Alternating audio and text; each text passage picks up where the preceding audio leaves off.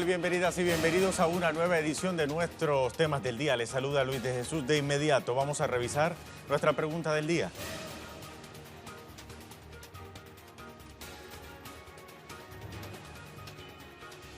A ver si la tenemos. Ahí está nuestra pregunta del día.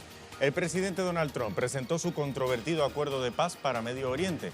El acuerdo no toma en consideración el derecho del pueblo palestino a retornar a sus tierras ni condena los asentamientos ilegales de Israel. ¿A quién beneficia entonces ese acuerdo? Es nuestra pregunta del día. Participe de ella y deje su opinión.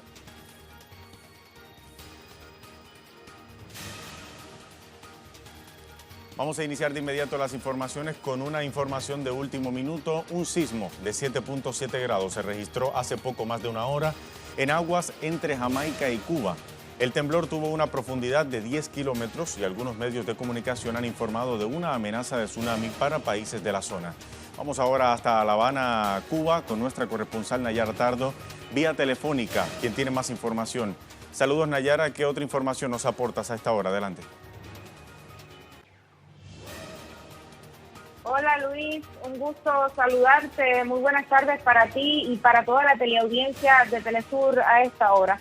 Efectivamente, la información que tenemos acá de último minuto es la que han transmitido varias entidades meteorológicas de Estados Unidos y del Caribe que han hecho referencia y que también se ha replicado en todos los medios nacionales.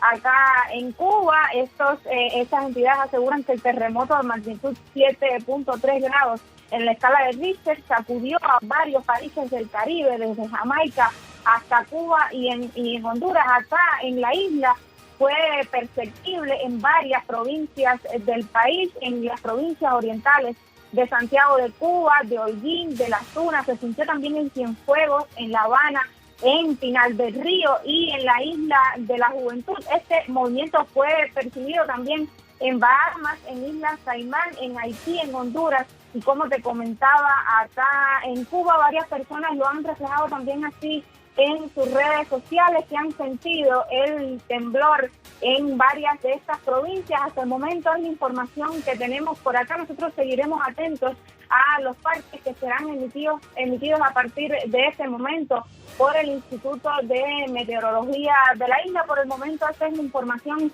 que tenemos y la información que se maneja en los medios nacionales y también a través de las redes sociales de las personas que han sentido este movimiento telúrico.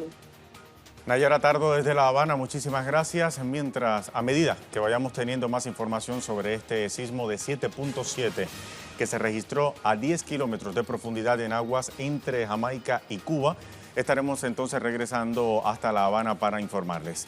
Mientras tanto, miles de cubanos también participaron este lunes de la tradicional Marcha de las Antorchas en conmemoración del 167 aniversario del natalicio del apóstol de la independencia de la mayor de las Antillas, José Martí. La actividad estuvo encabezada por el primer secretario del Comité Central del Partido Comunista, Raúl Castro, y el presidente Miguel Díaz-Canel. El pueblo cubano, con la participación de algunas organizaciones internacionales, emuló la Marcha de las Antorchas con la que estudiantes revolucionarios en 1953 retaron al régimen de Batista, apoyado por Estados Unidos. Es la propia revolución. Él fue uno de los pilares fundamentales, quizás el fundamental. Fidel se apoyó en sus ideas para poder llevar a cabo todo el recorrido que hizo, para poder hacer que la revolución fructificara, para poder ser Cuba lo que es hoy. Pero el legado más hermoso de Martí es el amor a la humanidad. Es una marcha con un pensamiento muy histórico y si estamos solidarios con Cuba es muy importante participar en esta marcha para mostrar la solidaridad internacionalista de otros países, de trabajadores, de comunistas, de socialistas, de varios países para mostrar nuestra solidaridad con Cuba. La emblemática Marcha de las Antorchas conmemora el natalicio del prócer José Martí. La marcha de ayer salió de la escalinata de la Universidad de La Habana hasta la fragua martiana. En la fragua martiana también se recuerda el lugar donde Martí cumplió condena de trabajo forzado en 1869 por sus ideas independentistas. También se conmemoró al comandante Fidel Castro cuando el 27 de enero de 1953 encabezó esa marcha. 6 meses después participó junto a un grupo de jóvenes en el asalto al cuartel Moncada, lo que marcó el inicio de la insurrección contra Fulgencio Batista, que culminaría con el triunfo de la revolución en 1959. La peregrinación de este año fue también el espacio para condenar los actos vandálicos llevados a cabo contra varios bustos del apóstol cubano a inicios de este año, financiados por grupos contrarrevolucionarios asentados en Miami.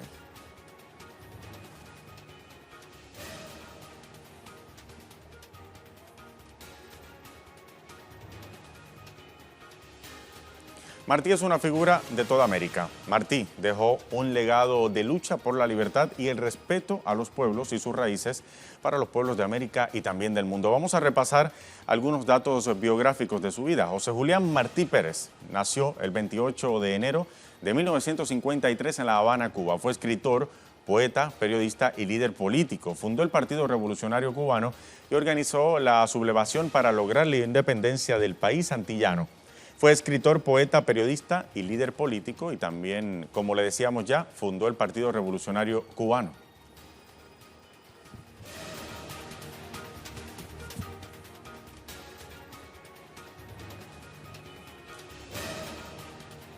Martí es considerado uno de los más representativos escritores de América Latina y el modernismo. En sus obras dejó un legado para el despertar de los pueblos de América contra la ocupación extranjera. Aquí parte de su pensamiento trascendental en su ensayo conocido como Nuestra América. Martí dice lo siguiente, ahí lo tenemos, sus letras. Estos tiempos no son para acostarse con el pañuelo en la cabeza, sino con las armas en la almohada. Las armas del juicio que vencen a las otras. Trincheras de ideas valen más que trincheras de piedra.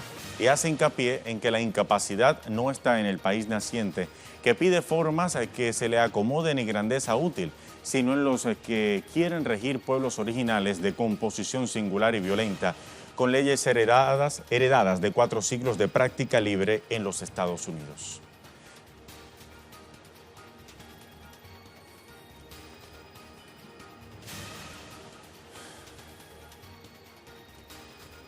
Vamos a ver reacciones a la conmemoración del pueblo cubano, el natalicio del prócer José Martí.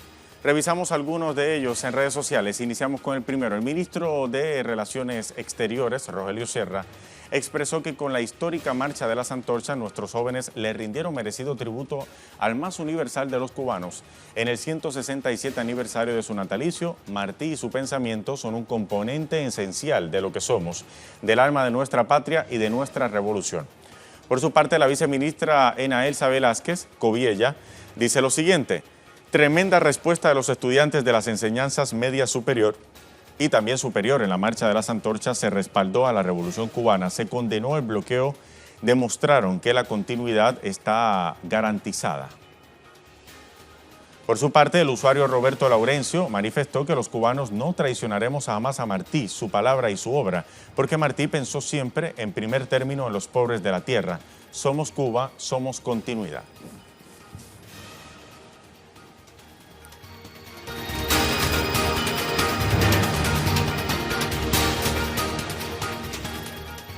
Vamos a repasar una vez más nuestra pregunta del día de hoy. El presidente Trump presentó su controvertido acuerdo de paz para Medio Oriente. El acuerdo no toma en consideración el derecho del pueblo palestino a retornar a sus tierras ni condena los asentamientos ilegales de Israel. ¿A quién beneficia entonces ese acuerdo? Participe en nuestra pregunta del día y deje su opinión.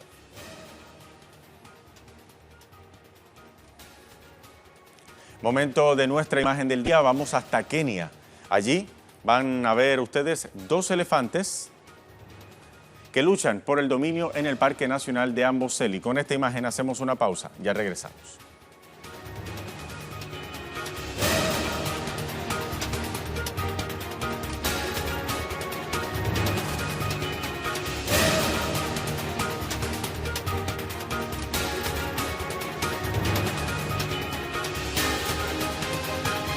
Temas del día. El presidente de Estados Unidos, Donald Trump, dio a conocer hoy los detalles de su denominado Plan de Paz para Medio Oriente, como lo cataloga el Acuerdo del Siglo, un proyecto que favorece sobre todo los intereses entre Estados Unidos e Israel en esa región. De acuerdo con el proyecto, Israel tendría el control total sobre toda la ciudad en disputa de Jerusalén, así como el derecho a anexar casi todos los asentamientos israelíes en Cisjordania, violando por completo la soberanía del pueblo palestino. Vamos a conformar una comisión conjunta con Israel para ese mapa conceptual en el que ofreceremos más detalles sobre el reconocimiento que se puede alcanzar de manera inmediata. También vamos a trabajar para continuar trabajando por el futuro Estado palestino, en el que se incluirá la firma del rechazo al terrorismo. Por su parte, el primer ministro de Israel, Benjamín Netanyahu, negó haber ocupado el territorio palestino ilegalmente y afirmó reconocer la soberanía de su nación con el denominado Plan del Siglo de Trump. El corazón mismo de la tierra de Israel, donde nuestros patriarcas oraron, nuestros profetas predicaron y nuestros reyes gobernaron, ha sido escandalosamente calificado como territorio ocupado ilegalmente. Bueno, hoy, señor presidente, usted está perforando esta gran mentira.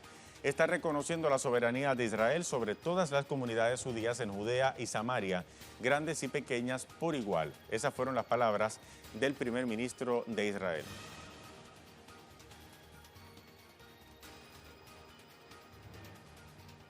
Como le decíamos, este martes el pueblo de Palestina manifestó también su rechazo al plan de paz promovido por el presidente estadounidense Donald Trump para Medio Oriente, o conocido como el Acuerdo del Siglo. Miles de palestinos en la Franja de Gaza salieron a las calles para expresar su descontento ante la iniciativa de Estados Unidos.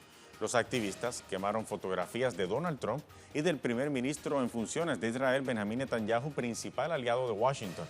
Desde el movimiento de resistencia a Palestina, Hamas, señalaron además que harán lo necesario para frenar el convenio que denuncian desconoce el derecho del pueblo palestino. La movilización comenzó horas antes de los anuncios efectuados el presidente Trump sobre el llamado Acuerdo del Siglo.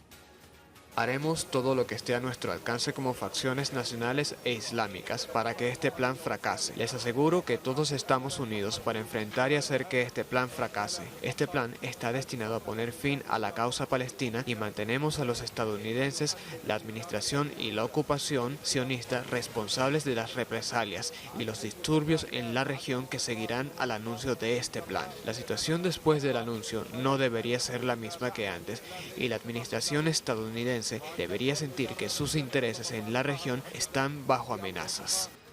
Trump y la administración estadounidense deberían revisar sus cálculos sobre este plan. Este es un plan sospechoso, debe ser eliminado y los palestinos se mantendrán firmes y todos los palestinos rechazarán este plan. Recordemos que el pueblo palestino mantiene cada viernes desde el 30 de marzo del año 2018 en la Franja de Gaza la denominada Marcha del Retorno. La gran marcha inició con el propósito de exigir a Israel el cese del bloqueo impuesto a Gaza, así como demandar su derecho a regresar a sus tierras ante la ocupación ilegal de sus territorios. Sin embargo, al menos 348 palestinos han resultado muertos y 7.800 heridos durante las represiones de Israel contra las protestas desde su inicio. Esto según datos recientes de la Organización Mundial de la Salud.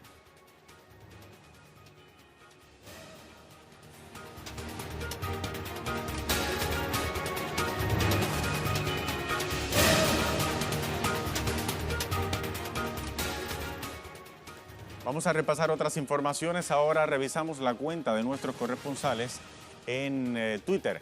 Informa la CNDH sobre el cierre de la Oficina Especial para el caso Iguala. Será la Dirección General de la Primera Visitaduría la encargada de continuar el acompañamiento a los padres de los 43 estudiantes desaparecidos de Ayotzinapa.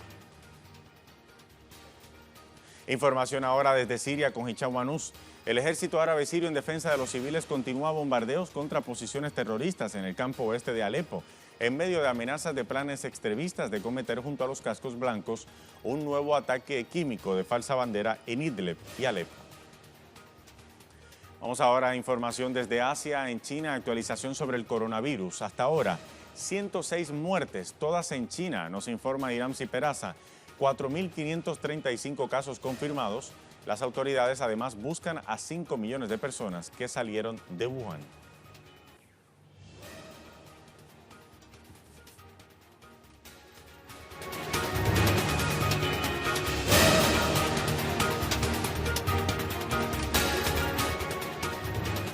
Momento de nuestro tema en desarrollo se genera en Brasil. Asciende a 50 el número de personas fallecidas por las lluvias en Minas Gerais. Además, 4 ciudadanos siguen desaparecidos y 65 están heridos, mientras más de 28.000 personas han sido desplazadas a refugios. Por otra parte, el gobernador Romeu Zema declaró 3 días de luto por las víctimas. Vamos a ampliar la información ahora de la mano de nuestro corresponsal André Vieira desde Brasil, quien tiene más información sobre lo que ocurre en ese estado del sur de Brasil por estas lluvias. André, un gusto saludarte. Cuéntanos qué otra información nos tienes al respecto.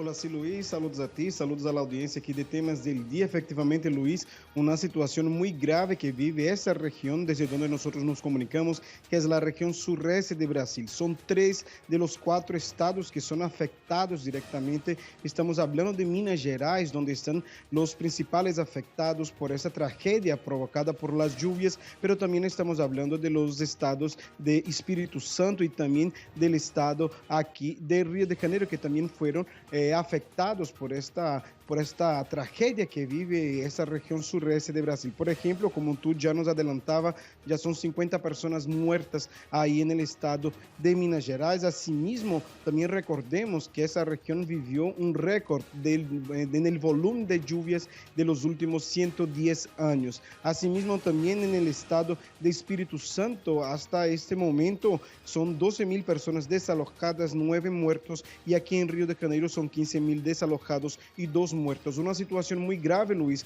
pero también llama la atención aquí la denuncia que hacen los movimientos sociales aquí de Brasil, que esta no es una situación inédita para Brasil, que siempre, principalmente en los meses de enero, donde están concentradas las lluvias, siempre vive este tipo de tragedia. Y estos mismos movimientos también denuncian la falta de políticas para prevenir este tipo de situación que vive Brasil casi siempre en estos meses de enero. Asimismo, también denuncian la falta de acción más inmediata por parte de los gobiernos, que es principalmente el gobierno federal, que ahora anunció también, envió un ministro, anunció recursos para esas situaciones, pero denuncian la falta de acción por parte del gobierno nacional y del gobierno local, principalmente en acciones de políticas públicas de viviendas. Por ejemplo, son muchas las personas que viven en situaciones, en lugares de riesgo aquí en Brasil. Por ejemplo, nosotros estuvimos ahí en Minas Gerais estos días y pasamos por diferentes ríos que están muy llenos de personas que viven al lado de estos ríos, y no hay una política pública para que Brasil no viva este tipo de situación. Así que vienen las políticas luego de la tragedia, pero antes de la tragedia son pocas las políticas, y aún más en estos últimos años con estos gobiernos de la derecha aquí en Brasil y los gobiernos de la derecha también en esos 3 estados, Minas Gerais, Espíritu Santo y Río de Janeiro, que son gobernados por partidos de derecha. O sea que una situación muy grave, Luis, que nosotros, por supuesto, estaremos aquí pendientes de la situación, pero también de la reacción por parte de los movimientos sociales que cobran políticas públicas por un Brasil gobernado por un gobierno neoliberal. Luis. Andrés, sin duda alguna, una terrible situación, y sobre todo debido a la gran cantidad de fallecidos y de damnificados. Para confirmar contigo, Andrés, ¿cuál es la cifra que se está manejando ahora por las autoridades brasileñas de personas fallecidas por estas inundaciones? Mira, en Minas Gerais son 50 personas muertas, son más de 32.000 desalojados, 65 personas heridas y 2 personas desaparecidas. Son 101 ciudades que decretaron estado de emergencia solamente en Minas Gerais. En el estado de Espíritu Santo son 12.000 desalojados y 9 muertos. Y en Río de Janeiro son 2 muertos y 15.000 desalojados. O sea que estamos hablando, Luis, de 50 en Minas Gerais, 50 muertos en Minas Gerais, 9 muertos en Espíritu Santo y 2 muertos en Río de Janeiro, Luis. Lamentable situación. Esperemos que el Estado brasileño pueda contener esta terrible situación y que no se sigan perdiendo vidas por estas terribles inundaciones que se han reportado en esa zona. André, un gusto saludarte. Muchísimas gracias por ese informe. Hasta la próxima. Vamos a repasar ahora nuestra pregunta del día.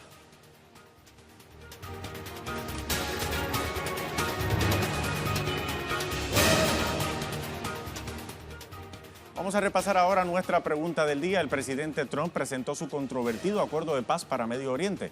El acuerdo no toma en consideración el derecho del pueblo palestino a retornar a sus tierras ni condena los asentamientos ilegales de Israel. ¿A quién beneficia entonces ese acuerdo? Vamos a revisar ahora algunas de las respuestas de nuestros seguidores. Dice Ray León. Vean esto, Ray León publica o comparte a su vez la respuesta de Rafael Araya Masri. Él es presidente de la Confederación Palestina de América Latina y el Caribe, que dice lo siguiente, vamos a leer. El llamado acuerdo del siglo que presenta hoy Donald Trump está diseñado expresamente para que sea rechazado por Palestina y de esa forma blanquear, fomentar y permitir todo un proceso de anexión de territorios por parte de Israel. Son una perfecta sociedad para el crimen, dice Rafael Araya Masri, compartido por Ray León. Vamos a ver otra respuesta. Francisco, ese acuerdo solo beneficia al sionismo representado por Netanyahu, por el primer ministro de Israel. Tenemos más reacciones. A ver, Guillermo Lescano, muy buenas tardes para todos. Hoy se reunieron Benny Gantz, Trump y Bibi, porque las elecciones se festejarán en el mes de marzo en Israel. Esta reunión es para darle poder al Likud, el partido celeste y blanco. La acción de Mahmoud Abbas es correcta porque Trump miente y mintió siempre. Y una última respuesta, ahora desde la cuenta de Primero Bolivia, solo a Trump. ¡Qué indignación! Estados Unidos y sus prácticas de injerencia, invasión y arrebatamiento de territorio y riquezas de otros países que no se doblegan. Esas fueron 4 respuestas a nuestra pregunta del día.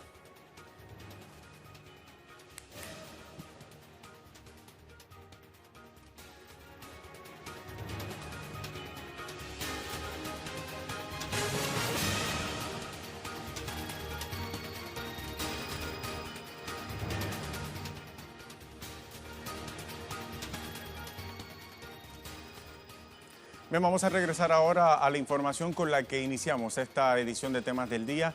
Un sismo de 7.7 grados se reportó en aguas entre Jamaica y Cuba hace poco más de una hora.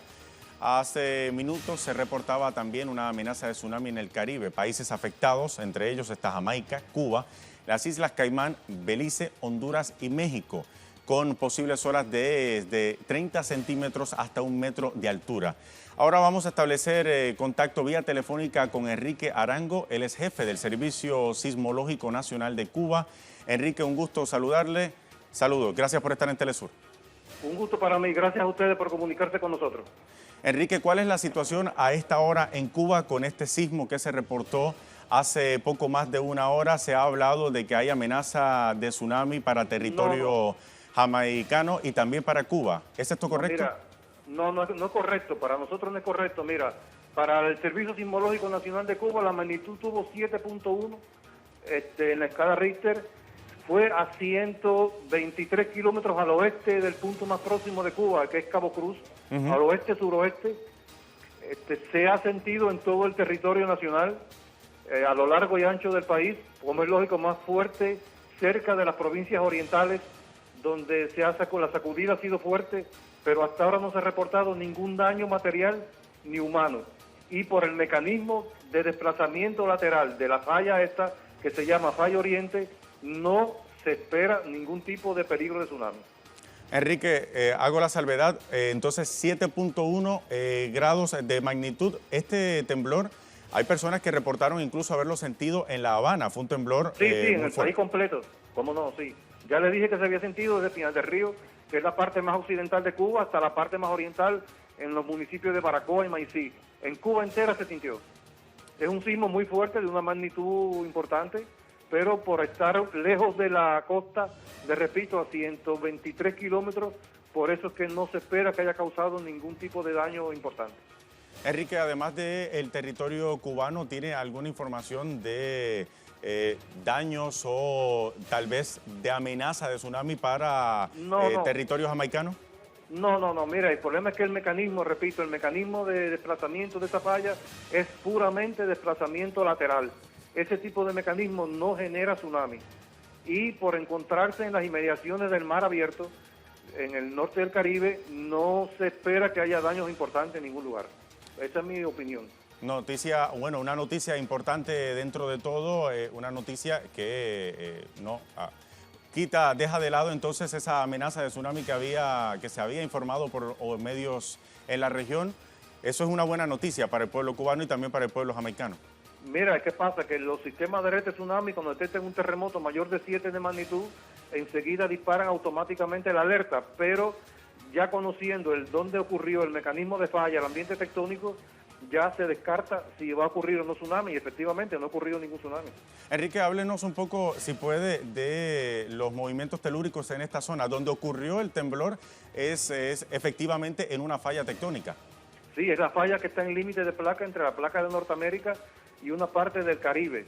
Es una falla de deslizamiento lateral que se llama Falla Oriente, que va desde Isla Caimán hasta Haití, hasta el norte de Haití.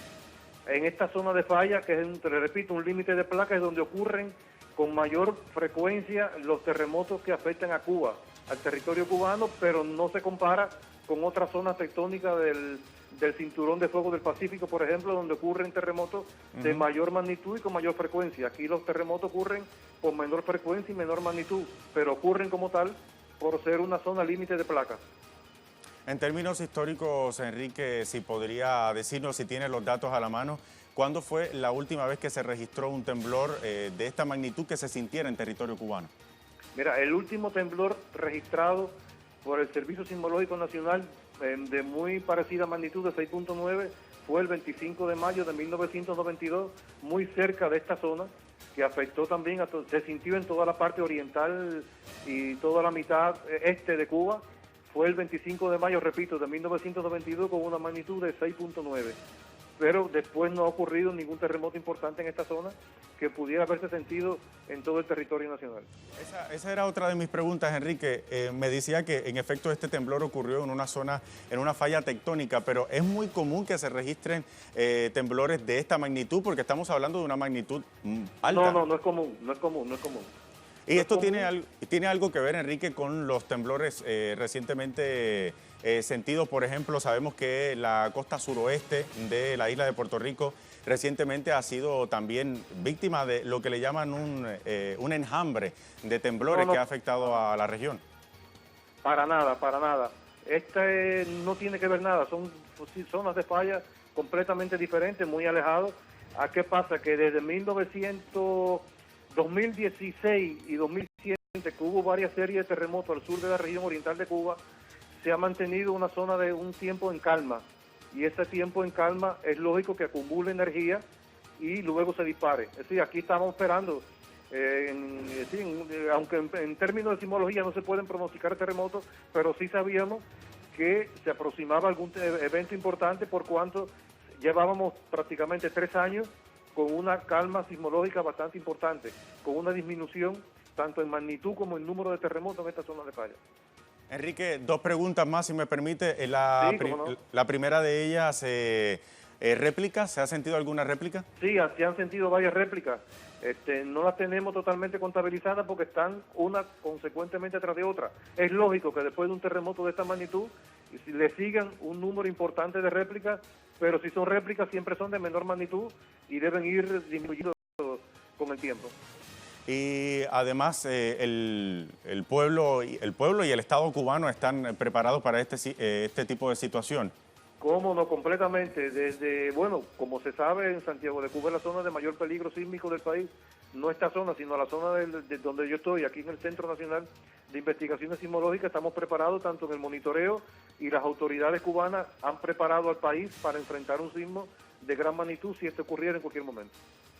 Y finalmente me gustaría preguntarle, Enrique, en este tipo de casos, para también a nuestra teleaudiencia en Cuba, ¿qué es lo más recomendable, ¿no? En caso de un terremoto, cuando se siente un temblor, ¿cuáles son los consejos, las advertencias que se le deben hacer a la ciudadanía?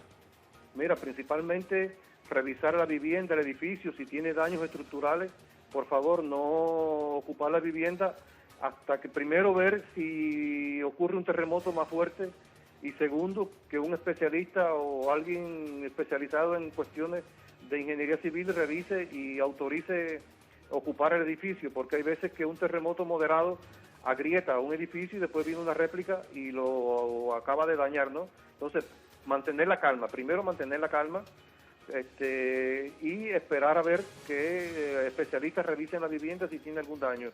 Siempre nosotros aquí en Santiago de Cuba, como es la zona de mayor peligro sísmico, informamos a la gente o recomendamos que mantengan un mínimo de una mochila preparada con medicina, con linterna, con agua, lo mínimo para en caso de un terremoto fuerte que se afecte a la vivienda, tener una mochila de salvavidas, ¿no?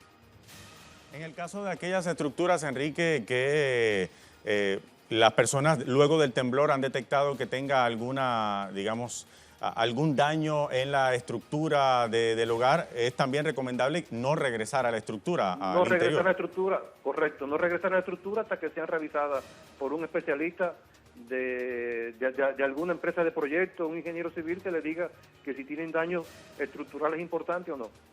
Enrique, ya usted había dicho al inicio de esta entrevista que no se habían reportado daños a infraestructura, daños materiales. Por favor, si nos podría repetir una vez más la información para corroborar. Sí, verídico. Mire, de acuerdo por la distancia que se encuentra el epicentro, a 123.6 kilómetros al sur-suroeste de Cabo Cruz, que queda en la provincia de Granma, que queda al sur oriental de Cuba, por la distancia que está el epicentro, hasta ahora no se ha esperado ni se ha reportado ningún daño material y humano.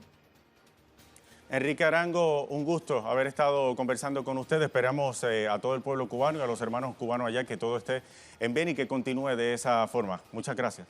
Muchas gracias a ustedes. Saludos. Hasta la próxima, Enrique. Era Enrique Arango del Servicio Geológico de Cuba, dándonos información sobre el sismo de 7.1 que se registró en aguas entre Jamaica y Cuba hace alrededor de 1 hora y media atrás. Tuvo una profundidad de 10 kilómetros aproximadamente y ya lo confirmaban en información desde Cuba. No hay daños materiales, tampoco personas heridas que se hayan registrado a causa de este temblor. Con esto llegamos al final de esta edición de Temas del Día. Hasta la próxima.